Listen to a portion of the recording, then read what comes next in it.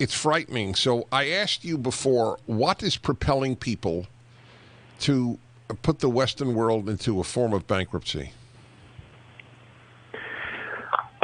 Obviously, I'm not privy to what Joe Biden is thinking, but when I meet with a lot of these people who are really earnestly very, very worried about the world, I think there's a couple of different things. If you look at the news, which is now just overwhelming 24/7, you see one hurricane after another on CNN, and you get the impression that there are just more and more hurricanes. And of course, lots of people will tell you that. They will carefully curate the data such that it looks like this is a catastrophe and it's just getting worse and worse. So you may remember back in 2020, we were told this was the extreme hurricane year. It was a record-setting year. We ran out of names for these hurricanes. Remember, that's because we now have satellites, so we can see all the hurricanes also out in the mid-ocean that never go anywhere. But if you actually look at the power index, so how much damage potential were there in those hurricanes? Yes, the North Atlantic was over the average, but that's to a very large part of El Niño. But the rest of the world was actually vastly under. So overall, 2020 was one of the weakest hurricane years in the satellite history. Yet, you never hear that. You just see one more hurricane, then one more hurricane. So a lot of people get really scared.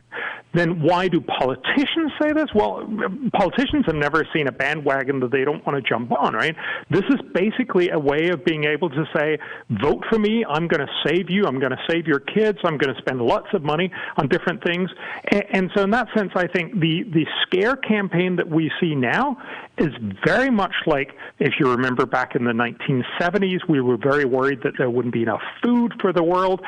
In the 80s, we were worried about acid rain, the ozone layer. Remember, all of these had some real points, but much of it was just vastly exaggerated. And of course, there was lots and lots of money spent on it that was just wasted. And unfortunately, climate change has the very same tendency as what we've seen over the last 50 years.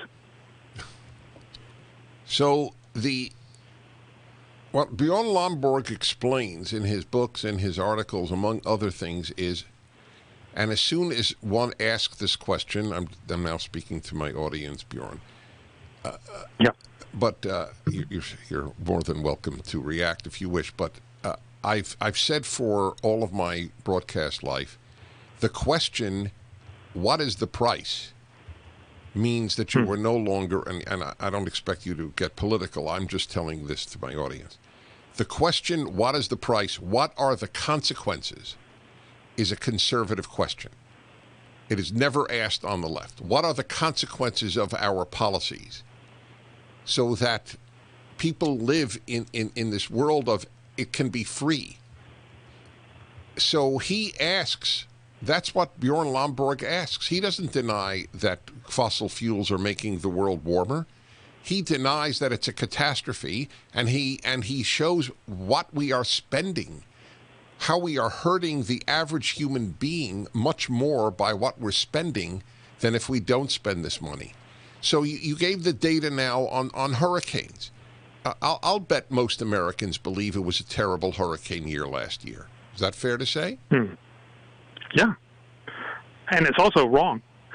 And it's also, if you look at the actual damage that we see, again, the New York Times had, it was twice as much as last year as in 2019. But that gives you no context whatsoever. What we actually saw was, again, all weather-related damages were on a downward trend, and they've been that for the last 30 years. Moreover, if you look at the people who die from climate-related disasters, so storms, floods, droughts, heat strokes, so on, if you look at all of those people over the last 100 years, the number of people that die have declined from about 500,000 on average in the 1920s to about 8,000 today. It's declined by 98%. And of course, at the same time, we've gotten to be 4 times as many people on the planet. What that tells you is we are not close to an exploding catastrophe. We have a problem, yes. And by all means, let's think about how we smartly fix that problem. Right. But let's stop talking about a catastrophe. All right. Get his book, False Alarm, and his article is up at DennisPrager.com. I thank you. He's doing great work.